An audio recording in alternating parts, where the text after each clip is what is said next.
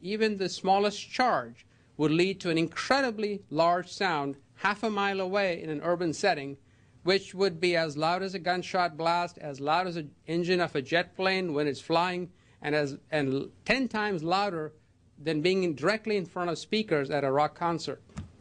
Well,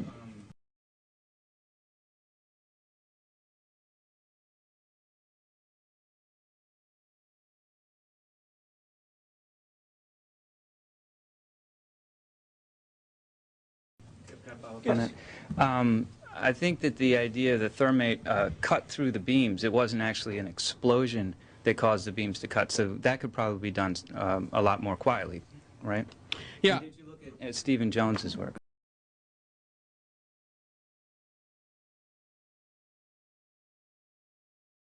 Physics professor Stephen Jones of Brigham Young University published a 25-page treatise on the collapse of the Twin Towers and Building 7. Molten metal in the basements of all three buildings. Right. And yet all scientists now reasonably agree that the fires were not sufficiently hot to melt the steel. So what is this molten metal?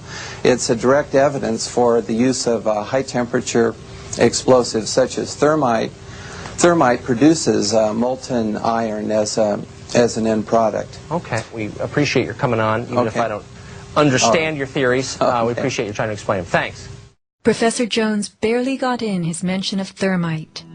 An incendiary used by the military, thermite is a compound of iron oxide and aluminum, which when ignited sustains an extreme heat reaction, creating molten iron. In just 2 seconds, thermite can reach temperatures over 4,500 degrees Fahrenheit, quite enough to liquefy steel. This is thermite melting the engine of a car. We know that open-air fires cannot burn hot enough to melt steel, but metal had melted at the base of the towers. The second product of a thermite reaction is aluminum oxide, visible as white smoke. Was thermite used in conjunction with explosives on September 11th? Watch this very bright substance pouring from the 81st floor of the South Tower.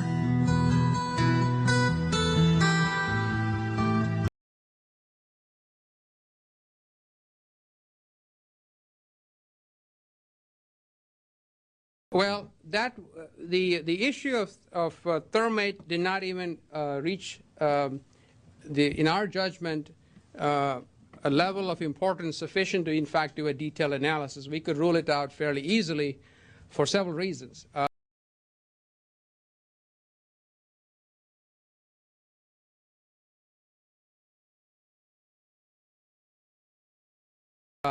One, in order for a thermate reaction to take place, there has to be materials. And, of course, building materials have all of the things that are required for thermite or thermate.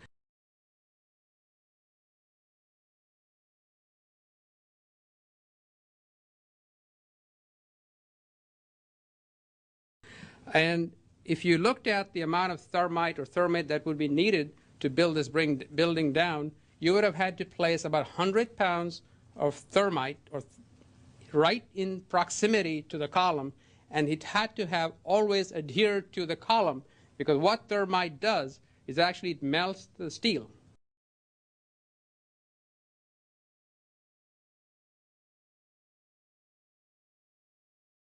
So somebody has to keep pushing it so that the thermite continues to be sticking to the steel, this vertical column, until it actually collapses.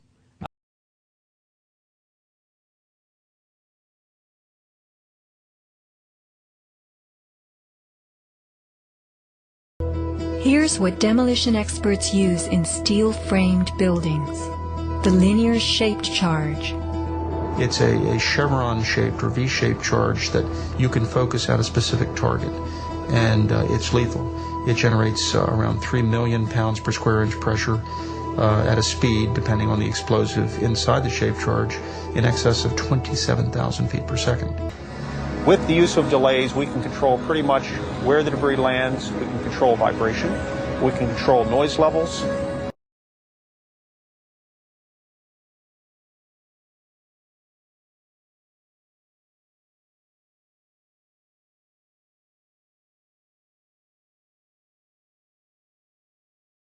And in order to get that kind of amount of materials into the building and to actually place it and for this reaction to take place,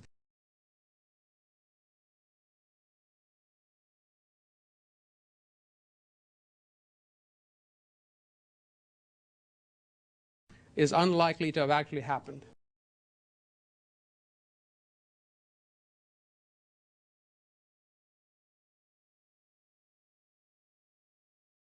And in order to get that kind of amount of materials into the building and to actually place it and for this reaction to take place is unlikely to have actually happened.